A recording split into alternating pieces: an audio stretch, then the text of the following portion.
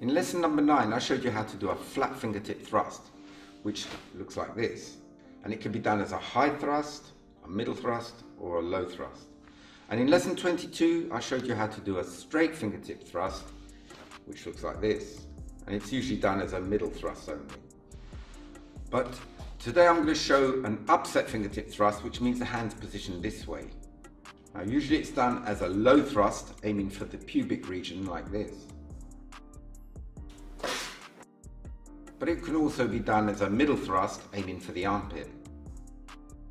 The technique can be done in walking stance, L stance, X stance, and even rear foot stance. But I'll be showing you it in walking stance and doing it as a low thrust, because that's how it's done in Tegeitul, which is the pattern I'll be covering very soon. So to practice this in walking stance, make sure you do the technique as a reverse thrust, not as an obverse thrust. When you do it as an obverse thrust, it's very awkward because you're turning against your stance and the movement's inhibited. So it's always done as a reverse thrust in the case of walking stance. But of course, if it's L stance, then this is the main leg, this is the leading leg. So doing it like this will mean it's actually an obverse thrust. But we're doing it in walking stance. So I'm going to be taking my left leg forward. That means my thrusting hand is the right. So to prepare, you go to a neutral position, so where you're relaxed and balanced, as usual. And then you extend your opposite arm to wind up, and the thrusting hand will come up level with your face and slightly behind you. Now your opposite hand shouldn't lock fully straight, should be relaxed, so should this hand be relaxed. Okay, very often I see students winding up like this, where they tension the tool and they lift their elbow so it's behind the tool, thinking that the whole forearm has to move in a straight line like this. No, this will mean that your shoulder's too tense, okay? And that it will inhibit the movement. So keep the shoulder relaxed, which means the elbow will be slightly below the hand. And you have plenty time to tension the hand at the end. You've got plenty of room to accelerate. So from here, you square up your body and twist both hands at the same time. And your opposite hand will come in front of your shoulder. So the side fist right there in front of your shoulder. And the attacking tool will end up on that solar plexus line at umbilicus level, because it's a low technique.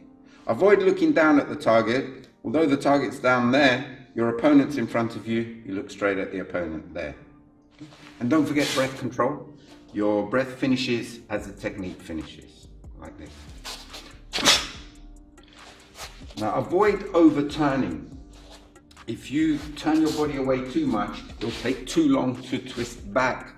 And although you think you'll get a lot of power doing that, it'll actually slow you down. Ultimately, you'll get less power. You're already half facing, and as you swing back, your shoulder might go back a little bit. You can allow it a little bit to go back, but don't encourage it to go back too much, because, as I said, it will just mean you've got to twist your hips too much, and you just want to jerk the abdomen. Okay, so you relax back, forward, and you just square up and thrust. Okay, so practice that going forward in walking stance.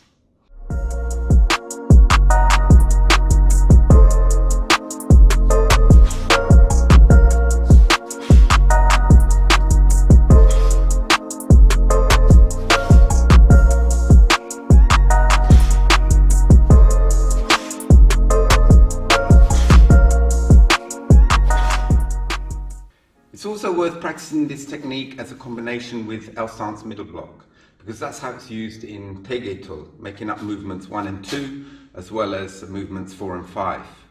So from here, you go to a relaxed position into L stance middle block, and then you've got to go to a walking stance. So normally, when you transfer from one stance to the other, you need to load the weight onto one of the feet. So in this case, it's going to be the rear leg. So you load the weight onto the rear leg, withdrawing this foot in about 1/3 of the way. So it's about shoulder width apart. Go into a relaxed position.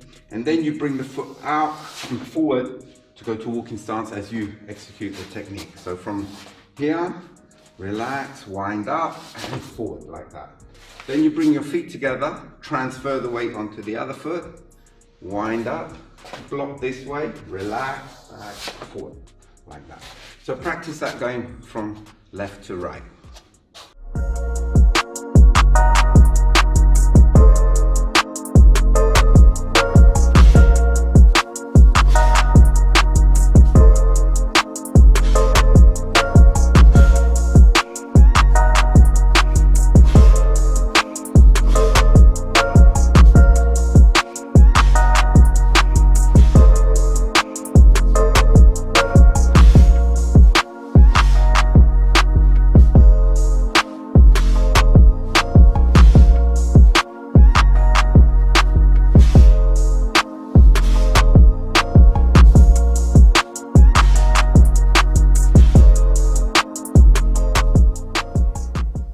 So that's how you do flat fingertip thrust. Not much to it really. Just a word about the naming of the technique. I showed you before flat fingertip and straight fingertip, and today we covered upset fingertip. This refers to the naming of the tool rather than the actual thrust. So what we did today was a low thrust using the upset fingertip. Okay? The name refers to the position.